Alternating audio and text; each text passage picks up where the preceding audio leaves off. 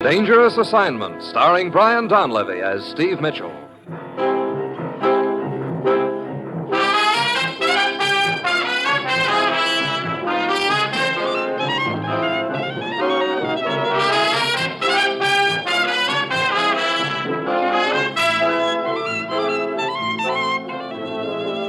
Yeah, danger is my assignment. I get sent to a lot of places I can't even pronounce. They all spell the same thing, though, trouble. But when I walk into the commissioner's office, I don't realize that this assignment's going to wind up with my catching a war criminal because a china shop vanishes into thin air.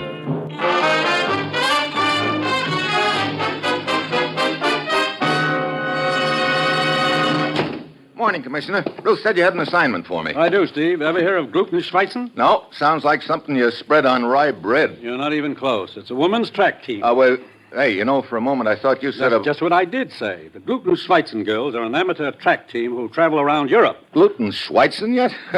Where did they ever pick up a handle like that? Mrs. Gluten used to be quite a track star herself. She went over to one of the Olympics from St. Paul. And as the story goes, she pole vaulted into the lap of her future husband, Mr. Gluten. How enchanting, Isn't it, though? Anyway, she married Gluten and never came back to the States. Gluten has a lot of money, pretzels or something, so she started sponsoring this track team. So that explains the gluten. Where does the Schweitzen come in? He's the coach. Oh, I see. Well, Commissioner, I think it's just dandy of you to send for me so that you could give me all this real fascinating information, but would you mind telling me what it's all got to do with me? If you think I'm going to challenge any of those Amazons to a potato race... Steve, I'm sure you remember the name Karpel. Rudolf Karpel? That's right. One of the most vicious war criminals there was. His concentration camp was a nightmare of brutality. Yeah, I remember. Nobody was ever quite sure whether Karpel was dead or alive. We're sure now. Is that he's dead? That he's alive.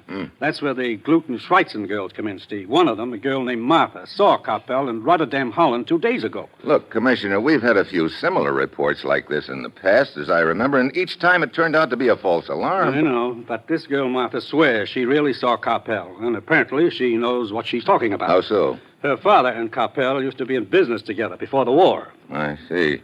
Well, that sort of throws a new light on it, huh? Yes, I think we're really on Karpel's trail at last. Rotterdam, Holland, huh? Yes, the Gluten-Schweitzen girls are training at a stadium there. Get over there, Steve. Talk to this Martha. Talk to Mrs. Gluten. Talk to Schweitzen if you want to. But above all, find Rudolf Karpel.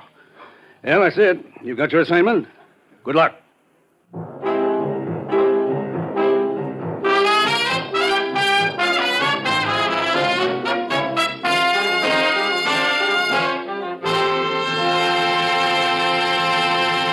The National Broadcasting Company is presenting Dangerous Assignment, starring Brian Donlevy in the role of Steve Mitchell, colorful, two-fisted government agent. In all those places of the world where danger and intrigue walk hand in hand, there you'll find Steve Mitchell on another Dangerous Assignment.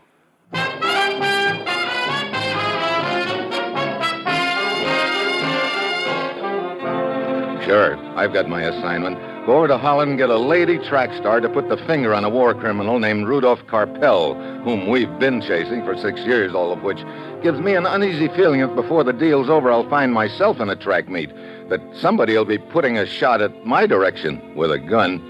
It's Tuesday when my plane lands in Rotterdam, and I head for the stadium, and there in all their glory are the Gluten-Schweitzen girls.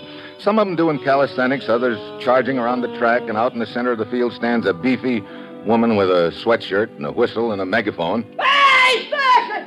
Which, with her voice, is strictly excess baggage. Hilda! The knees up! Higher! Higher! Excuse me, are you Mrs. Gluten? Yeah!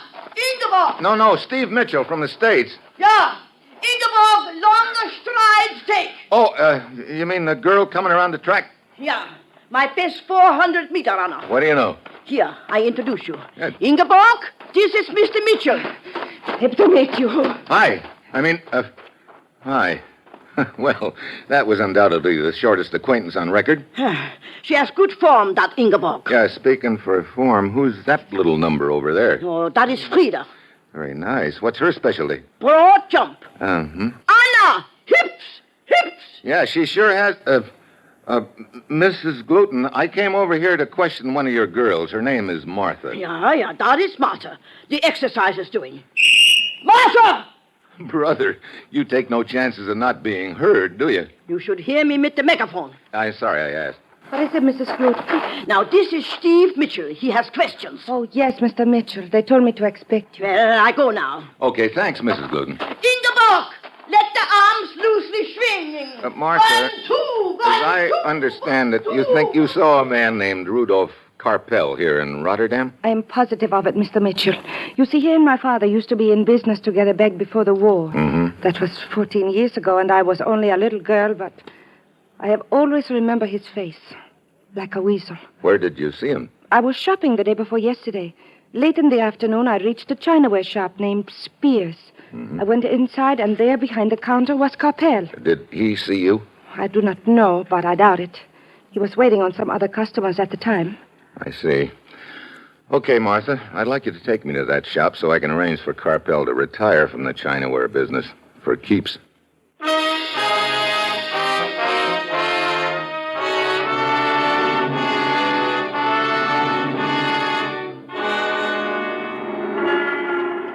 The shop is just a few doors farther down the street, Mr. Mitchell. What did you say the name of it is?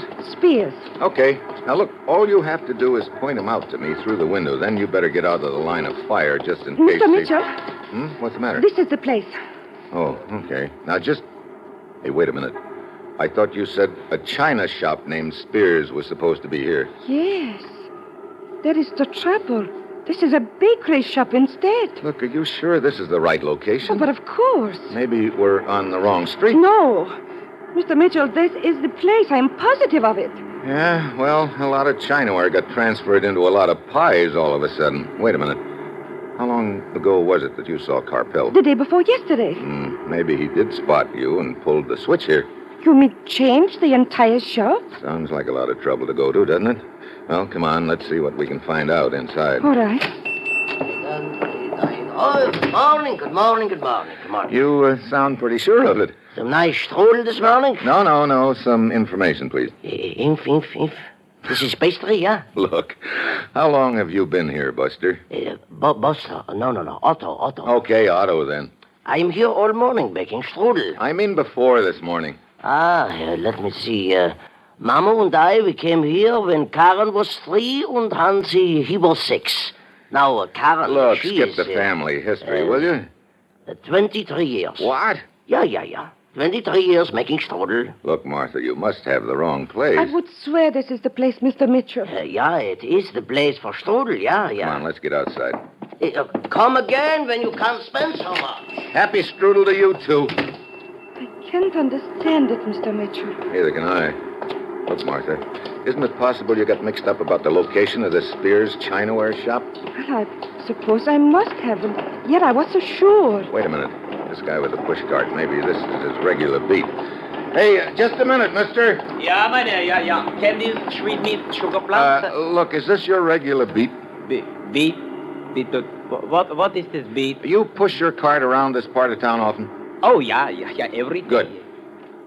It is. Yeah. You see that bakery shop a couple of doors down the street? Yeah. How long has it been there? Well, I don't know. You don't, huh? Steve, maybe? Yeah. You see, I don't know how long is the bakery shop there because I have only had this cart for 5 years. You mean the bakery shop was there when you started pushing this cart? Oh, yeah. And that strudel that they make there, you would not believe. Look, I know all about the strudel. Come on, Martha. I'm sorry, Steve. I don't know what to say. I wonder. I was just thinking, Martha, it was very convenient of the gent with the push cart to come by just now. You think he lied? I don't know, but that's what we're going to find out right now. Come on.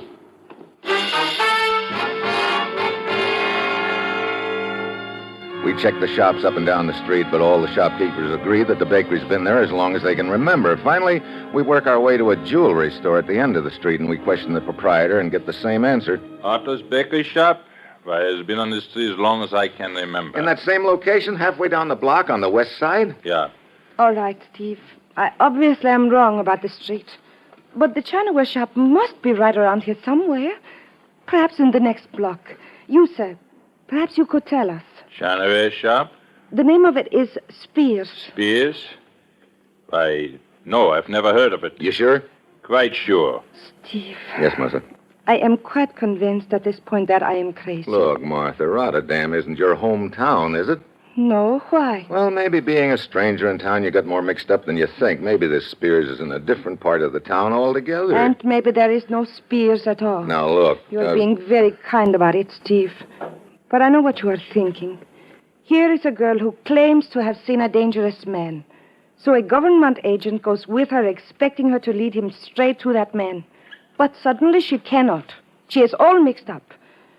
Yes, it sounds as if I had imagined the whole thing, doesn't it? Will there be anything else, sir? No, thanks. Oh, thank you for your trouble.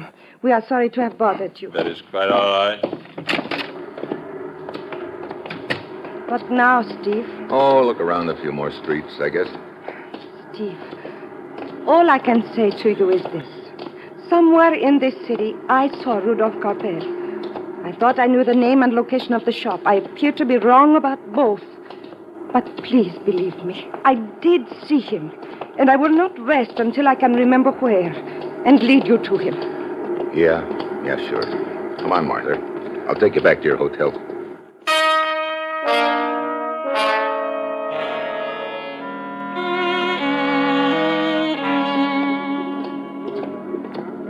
Thank you for seeing me into the lobby, Steve. Sure. I'm going up to my room now and rack my brain until I can remember. I will call you as soon as I do. Okay, Martha. Mr. Mitchell, Brother, talk about pear-shaped tones. Alligator pear. did you find out what you wanted from Martha? Not exactly. Look, Mrs. Gluten, what kind of a girl is Martha? Well, all my girls is good girls, Mr. Mitchell. That's not what I mean. What I'm wondering right now is whether Martha could have imagined the whole thing. Well, maybe you got something there. What do you mean? Well, this Martha, she is the flighty one of the team. Oh? Yeah, last year she had her engagement broken. And since then she is not so happy and keeps to herself. Yeah, I would say she could have imagined. Hey, hang on! What's this? Explosion! Sounded like it came from upstairs. Come on. Mr. Mitchell? Huh? Your form, it is very good. What? But if you swing the arms more and stride lengthen... Look, Coach, this is no time for a running lesson. I don't see no... Wait, around this corner. Hey, look at that.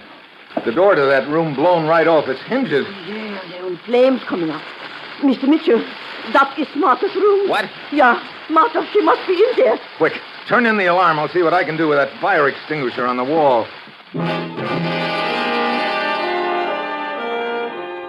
But I can't make enough of a dent in the flames to get into the room. I just about hold my own for 10 minutes or so, and then the firemen arrive and go to work. Finally, they get the fire enough under control so they can work their way into the room. Mrs. Gluten and I wait outside in the hall. Mr. Mitchell, anyone in that room, there would not be much left of them. I'm afraid you're right, Mrs. Gluten. Yeah, look, out they come with the stretcher. Oh, Martha, Martha. Well, she sure wasn't just imagining she saw Rudolf Karpel. That's a cinch, but it's also a cinch she'll never be able to lead me to him now.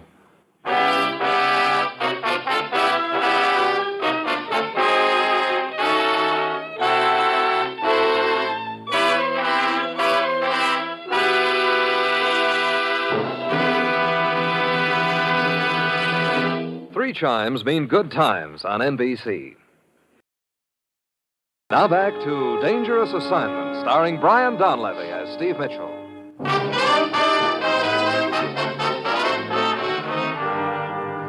Poor Martha. Yeah. If she could only have remembered where she spotted Karpel before he rigged this booby trap for her. Booby trap? Yeah, he must have had some sort of a bomb rigged here in the room. So that when she opened the door, it exploded. Yeah, you know, funny. Oh, though, what is? She left me in the lobby at least 10 minutes before the explosion. Took her a long time to get to her room. This Karpel. Where will you look for him now? Search me. Martha was my only lead. Well, come on, let's... What happened? Martha! Well, you are alive? My room, what happened? That's what I'd like to know. Apparently your room was booby-trapped, Martha. We figured you were the one that they carried out on the stretcher But just I now. did not go to my room after I left you in the lobby. Oh? No, I decided to walk around some more and see if I could remember about Karpel. So I did not even take off my coat. I went downstairs and out. Then who got booby-trapped in your room? I don't know. Well, perhaps it was one of the other girls. They visit back and forth a lot. I can quickly find out. Wait a minute. What is it? Chances are that the killer hung around the hotel long enough to see how his trap worked. Yeah, perhaps. If so, he could have seen you enter the hotel after the explosion, Martha. With that red raincoat you're wearing, you'd be easy to spot. What are you getting at? Maybe she's still around somewhere. If there were only some way we could trap him, make him think... I got it, Mr. Mitchell. Huh? This red raincoat of Martha's. I could squeeze into it. But why? I will go outside, and maybe in the dark the killer will think I am Martha. He will follow me, and then you can follow him. See? I don't know. It might be pretty dangerous for you, Mrs. Gluten. Mr. Mitchell, I am no weakling. Well, that I believe, but still... Hey, wait. What is it? I think I figured out a way to do it without any risk to either of you. Oh, I will do anything to help, Mr. Mitchell. You don't have to do a thing, Martha, except stay in a safe place. Mrs. Gluten's suite, for instance. Well, all right. But what are you going to do? Give Mrs. Gluten your raincoat. She and I are going for a ride.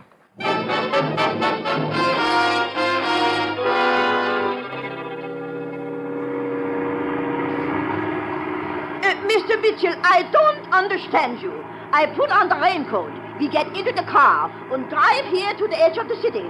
And now you keep craning your neck around. Yeah, to see if we're being followed. Well, are we? I'm not sure. Hey, here we are. Here we are. Where? See that little hotel right there? Well, what about it? That's as good a place as any. Come on. Mr. Mitchell, perhaps you'd be good enough to tell me what is which. Look, you're wearing Martha's red raincoat. From a distance, you could pass as Martha. Sure. All that we have figured out already. But now, suppose Karpel is following us. He sees us go into the hotel, and in a minute, I come out alone. He thinks you have hidden Martha here. That's right. I drive off, double back, and if he tries for the hotel, I grab him. Well, what do you want I should do? Slip out the back door, grab a cab back to your hotel, and wait for me. And above all, don't let anything happen to Martha.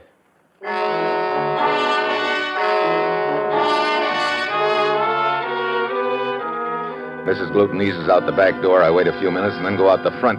I get in the car and drive off. Around the corner I park, get out, and work my way back to a spot in the shadows of the alley across the street from the hotel. Then I wait. 15 minutes later, I see a gent approaching the hotel very cautiously. He could be my boy. He gets to the entrance and takes a quick look around, then slips inside. I'm just about to go after him when suddenly there's a faint sound behind me in the alley. I start to turn around, but something very solid connects with the back of my head, and I take a dive. When I come out of it, I'm all alone. I don't get it. If the guy entering the hotel was Karpel, then who slugged me and why? I cross the street and check the hotel, but of course the guy is gone, so I head back to Mrs. Gluten's hotel suite. Oh, Mr. Mitchell, come in. Thanks. Oh, my, you're hit. You got a lump? Lump, yeah. I'll sell it at a loss, believe me. Who did that? I don't know. Incidentally, did you come right back here after you went out that back door? Oh, yeah, sure, why? I'm just wondering. Very smarter. What? I said very smarter. That's just what I was afraid you said. I thought she was here with you. Well, she was, but now I thought she was with you. What do you mean? I came right back here like you told me. Martha was just leaving. She said you had just telephoned her. What? Yeah. She said you told her the plans had been changed, that you wanted her to meet you at a certain place. Oh, great. So why isn't she with you? Because I'm not the guy who telephoned her. What? Then who did? Oh, 3 guesses. Aye, Karpel. Look, did Martha say where this phony meeting place was supposed to be? Yeah, she did. Now, let me think a minute. Right. Come on, think. Yeah, wait now. I got it. The west entrance to Vondel Park. Okay, I'll see you later. Yeah.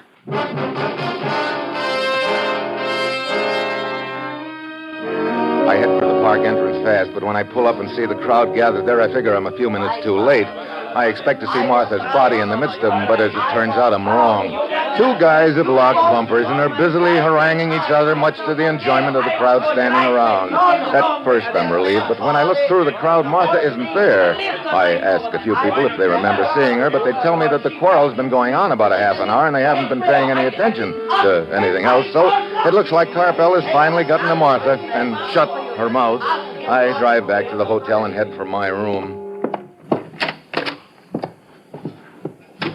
Hello, Steve. Martha! Yes, I... Hey, you okay? Uh-huh.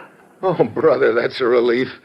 You know, I'm going to quit worrying about you. First, I think you've been blown up in your hotel room, but you come walking down the hall a few minutes later. Just now I figure Karpel's finally gotten to you, but you show up in my room safe and sound. I'm glad you were wrong both times. Oh, so am I. But what happened? Well, I went to the meeting place I thought you had told me about over the telephone. But on the way, I began wondering about the call. Wondering whether it really had been you. Then the street was deserted, and I became frightened, so I left. I see. When I got back to Mrs. Gluten's suite, she told me you had not been the one who telephoned me. Lucky you left when you did, then. Yes. Come on, Martha. I'll take you back to Mrs. Gluten's suite. All right.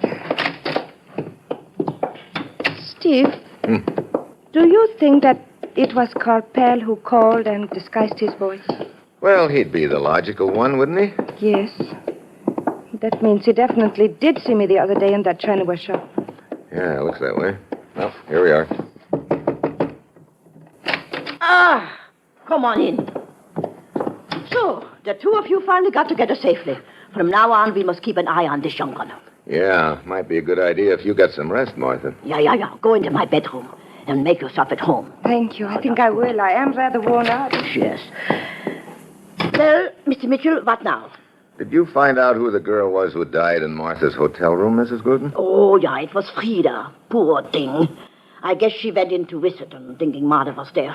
Okay, I'm going to make a telephone call. Telephone call? What about? Not so loud. Well, what is the secret?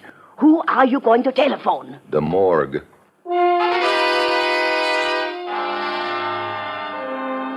So I make my call and tell them what I want to know. Half an hour later, they call me back, and what they tell me doesn't surprise me at all. Well? They just finished the autopsy on Frida. She was stabbed to death. Stabbed? You mean Karpel killed the wrong girl and then rigged up the explosion to make... No, I don't mean that at all, Mrs. Gluten. Come on. I want to have a little talk with our little Martha. Martha? But what has she got to do with it? That's just what I want her to tell me.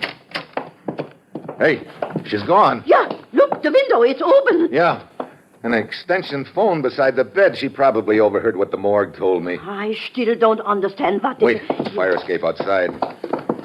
Yeah, there she is down on the street hailing a taxi. Come on, let's get down to the car, fast.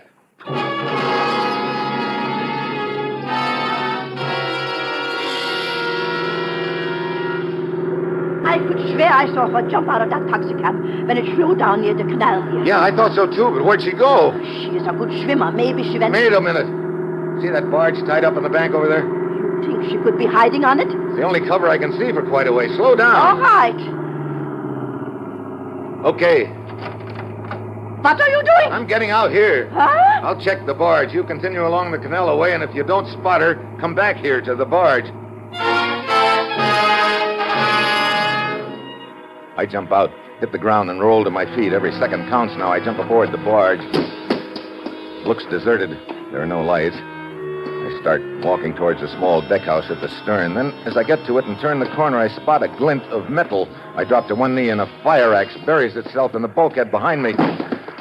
Close, but no cigar, Martha. Let go of me. Stay put. Let go. I said stay put. Oh, why, you... That's better. I should have cracked open your head when I had the chance. You mean in front of that other hotel when I was waiting for Karpel to show up? Yeah. You sure didn't want me to grab him then, did you? Huh? You know about that? Yeah. I think I finally got you pegged. You see, I caught you in one lie, so I figured maybe you'd lied about a few other things. Looking back on the deal in that light, a lot of things fell into place. What lie are you talking about? You told me you got a phone message from me setting up a meeting place. You said you went there and it was deserted. That's what tripped you up because there'd been a traffic accident there and a crowd had gathered. All right. But you cannot prove a thing. You rigged that story about a fake phone call as an excuse for you to get out of Mrs. Gluten's suite. You knew I had a plan to trap Karpel, and you were afraid it would work. That's why you slugged me when I was closing in on him. No, that is not true. What's your angle, Martha? Blackmail? I don't know what you're talking about. Sorry, your eyes just gave you away. Sure, it all fits. You spot Karpel here in Rotterdam and try to blackmail him, but he won't pay, so you get me over here to protect you. And to show him you mean business. Then you take me on a wild goose chase around town pretending you're looking for him. Yes, she's been quite clever. What? Karpel, You both move almost too fast for me. It was with difficulty that I followed the chase here from the hotel. Stand quite still, both of you. Hey, I remember you. But of course. Martha brought you into my jewelry store yesterday to inquire about a mythical china shop. Pretty smart, Martha, parading me in front of Karpel to let him know that you could blow the whistle on him any time you wanted. As I say, Martha's a clever girl. Of us. Karpel, listen to me. Martha, one thing I don't get is why you killed that other girl, Frida. Frida, did you say? Yeah. Oh, I believe I can explain that. Oh? You see, after your visit to my jewelry store, I realized I was powerless, that I must pay Martha the blackmail. So I telephoned her hotel room to tell her. As I was talking, I heard her suddenly exclaim, Frida, as if someone had just come into the room. I get it now. Frida heard you talking to Karpel. You killed her to shut her mouth and then rigged an explosion to make it look like Karpel had tried to kill you. Karpel, you must listen. I will not blackmail you anymore, I promise. I know. What do you mean? Simply that if I kill both of you, I will be quite safe again. No! I'm afraid you're a little too late, Karpel. What do you mean? I notified the Rotterdam police. There's a car coming toward us along the canal bank. It should be them. You're bluffing. No. No, I see the headlights. I hear it, too. What? Thanks for turning your head. Too late. Oh, no, Martha, you're not going anywhere. Mr. Mitchell! Here on the barge, Mrs. Gluten. And Martha's with me. I did as you said. Went down to the end of the canal and come back. I'm glad you did.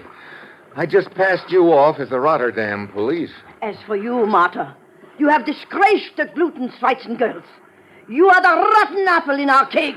You will turn on your schwitzsuit at once. Yeah, I don't imagine she'll be doing much running from now on as far as disgracing the Gluten-Schweitzen girls, though I'm sure you and the rest of your team will live that down, Mrs. Gluten. Incidentally, there's one thing that's been puzzling me all through this deal. Yeah, so what's Your that? team is called the Gluten-Schweitzen girls, right? Right? The commissioner told me that the Schweitzen came from the name of the coach. Yeah, But when I got here, I find you coaching the girls. Well, So yeah. where's Schweitzen?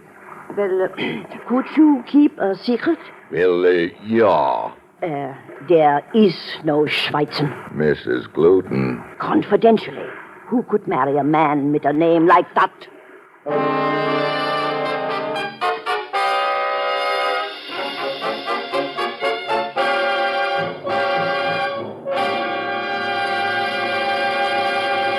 Three chimes mean good times on NBC. Dangerous Assignment, starring Brian Donlevy as Steve Mitchell, with Herb Butterfield as the commissioner, is written by Bob Reif and Adrian Jondo, with music by Robert Armbruster, and is produced and directed by Bill Karn. Others in the cast were Martha Wentworth, Tony Barrett, Virginia Gregg, Sidney Miller, and Barney Phillips. Join us again next week at this same time when Brian Donlevy, starring in the role of Steve Mitchell, will embark on another dangerous assignment.